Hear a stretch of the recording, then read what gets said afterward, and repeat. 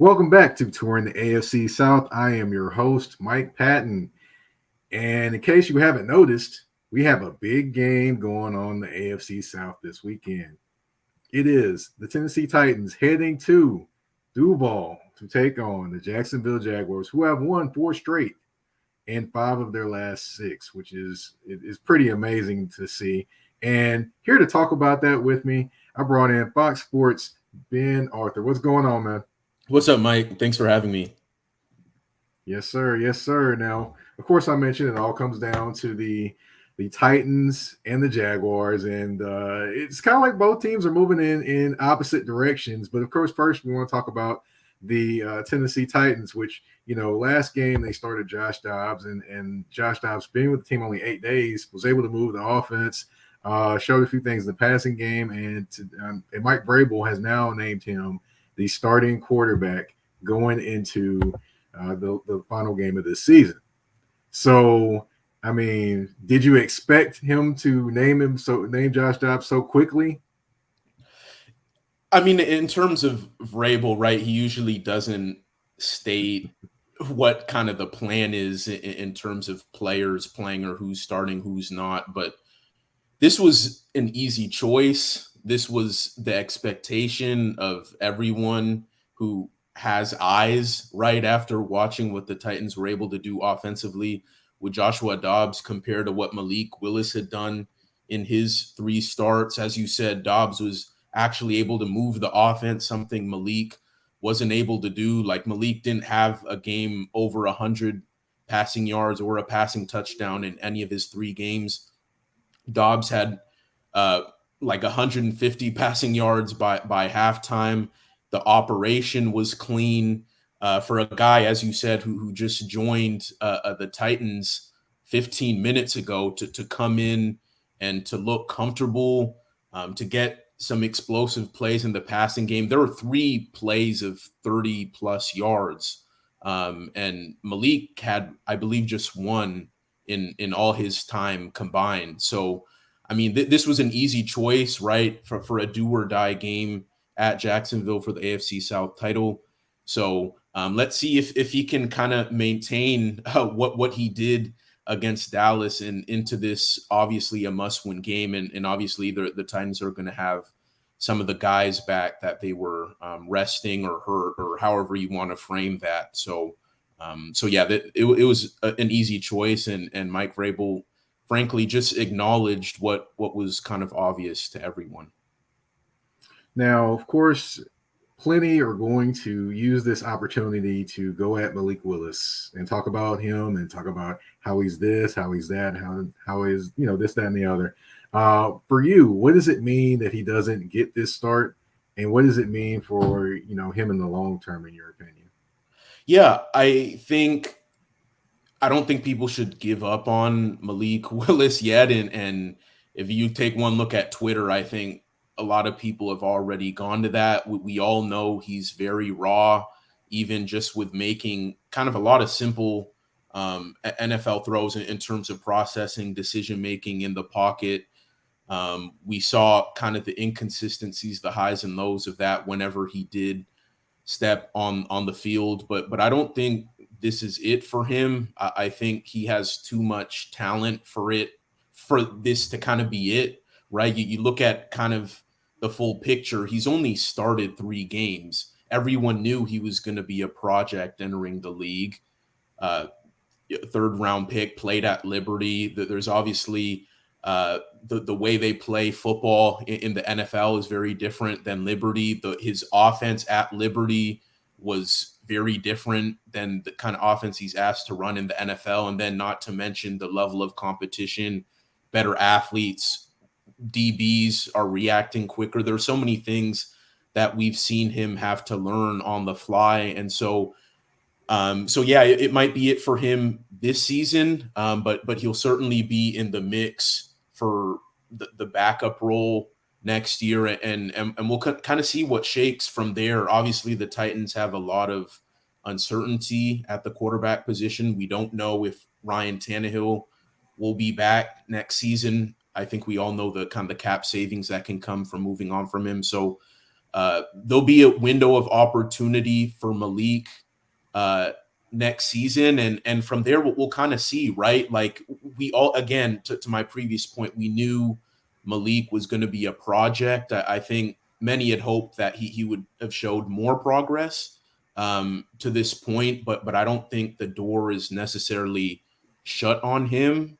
And so I think we'll just kind of have to wait and see what kind of year two jump that he makes, because I think we've seen a lot of guys make a big leap, especially coming from the level of competition he came from. I think people shouldn't necessarily count him out, although it doesn't necessarily look as promising as it did. Right, right. I'm definitely rooting for him. It didn't pan out the way that some people thought it should or would, but hey, it is what it is, and it's football, and it's another day, another opportunity. Maybe tomorrow down the line, maybe in the Jacksonville game. We never know. So we'll see what happens. But as far as the Jacksonville Jaguars, they've won 4 straight, and like I mentioned, 5 of their last 6. And one guy that has been at the forefront of that has got to be Mr. Trevor Lawrence. I mean, he's thrown for 11 touchdowns and only 2 interceptions in the last 4 games. And of course, 24 touchdowns, 8 interceptions for the year. What can you say just about his play the last few weeks or this last month and a half? Yeah, he's really been like a top 3 quarterback since like week 9. I mean, he is playing out of his mind. All those expectations that we thrust upon him as kind of this once in a generation prospect coming out of Clemson, he's now really living up to that. Like it's all clicked for him. I mean, I think Doug Peterson deserves a lot of credit, kind of the healthy coaching situation they have, the culture change, the kind of offense that they're running, a lot of quick throws, a lot of that intermediate passing game. I think all of that has helped Trevor, and we know Doug Peterson's kind of resume with quarterbacks. But you also have to look at just the strides that Trevor has made, and I think just continuing to get reps. And we were saying this, we were talking about this before we kind of started recording, just how people were kind of counting him out, like by week 7, week 8. And the Jaguars' issues were kind of the Jaguars were kind of looking like the same old Jags. But I think we're at a point now where Trevor has really started to figure it out. And that game against the Broncos in London was the turning point for him. He's literally said this on the record, how he had that what was it, a goal line interception. He had another awful interception when they were looking to come back against Denver. And he talked about how he felt in the locker room, how he never wanted to feel like that again. And really since then, the week after that, they beat the Raiders. And since then they've kind of won, I think it's 6 of their last 8 games that they've won. And that kind of, that was the flipping the switch moment for Trevor. He's looked phenomenal. I mean, he's been very efficient. The decision making has been very strong, and the weapons he has around him have been really good too. If you remember, Mike, a lot of people were kind of scratching their heads at why the Jaguars were spending so much money on quote unquote kind of mid players, right? Like Christian Kirk, Evan Ingram, guys like that, but they've been huge. I mean, Christian Kirk is a 1,000-yard receiver for the first time in his career. Evan Ingram has looked like one of the better tight ends in the NFL this season. Zay Jones, who's been the number 2 receiver behind Christian Kirk, has been very productive and very clutch at times. And so Trevor has been playing great. The coaching's obviously helped. He's obviously grown a lot too. But I think the quality of the weapons he has around him is a lot stronger than people give credit to. And I think the time that they've had together as the season has worn on is really paying dividends for them. Definitely. Now, of course, we do have to get to what is the game on Saturday night. It's going to be on prime time for everyone to see. Yes, a prime time game in Jacksonville. Who would have thought at the beginning of the year? But it is. going to be going down on Saturday. So the momentum is all in the Jags' favor, and no one's looking at the Tennessee Titans like, hey, they really have a chance to win this game. I don't think anyone's really thinking about that. So I'm going to ask you, offensively and defensively, what do the Titans have to do to win this game? Offensively, I mean, it's pretty simple. Just get Derrick Henry the ball and don't turn the ball over. If you remember in the first quarter of that game, I think it was week 15 when the Jaguars played in Nashville, Derrick Henry had 96 rushing yards in the first quarter. So on 11 carries, so over 9 yards a carry. He's doing whatever he wanted, and historically, right, Derrick has done a lot of damage against his hometown team. And so I think obviously getting him going, feeding him the rock, he's going to have extended rest, right? He didn't play in that Cowboys game. So he's really had a lot of time to kind of get his body right for this big game. And so I think taking advantage of having Derrick and feeding him early and often, I think that has got to be your recipe for success. And obviously we all know how that can kind of open up the play action game for Dobbs and whatnot, and Treylon Burks and all that. So I think it starts with Derrick, but then also turnovers. The Titans had, I think it was 4 turnovers in that first matchup in Nashville. And so obviously you have to protect the ball. I remember Derrick had a turnover or 2 in that game. The Jaguars defensive front was really making it difficult on that O-line, causing a lot of havoc up front. And so I think as long as Dobbs can kind of protect the ball, and the ball carriers, the receivers don't lose themselves the game, I think as long as you have that recipe of Derrick Henry and ball security, and then obviously with those 2 things come time of possession, keeping Trevor Lawrence and that offense off the field, I think those 2, Derrick, ball protection, that has got to be the recipe offensively. Defensively,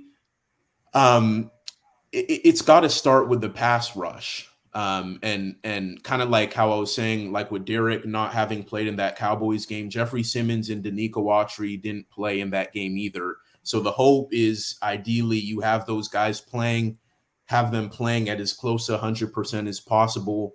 And we see that Titans pass rush that we saw last season and in the early part of this season, where they're getting pressure from all angles, getting sacks, forcing fumbles, forcing errant throws that can lead to interceptions. I think it has got to start up front. And the Jaguars O-line is a bit banged up. They lost left tackle Cam Robinson. He's out. He's on IR. And I know Jawan Taylor, their right tackle, has kind of battled kind of a lower body issue. So it has got to start with pressure, because if they're not getting pressure, that means Trevor Lawrence is picking apart a Titan secondary that we know is very susceptible to explosive plays. So as long as you can protect that back end, Roger McCreary, Christian Fulton, if he's healthy, if you can protect those guys and get good pressure up front, make the job for those guys in the back end easier, I think that's kind of the way you got to go. So Derrick Henry, ball security, and pass rush, I think, are the 3 keys for the Titans.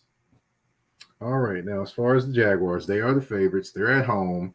We're going to see all the Jaguars fans come out, which, you know, I've poked fun at the Jaguars. I've done that over my time hosting this show. But, you know, you're really going to see them come out in full force and probably be very, very loud in this game.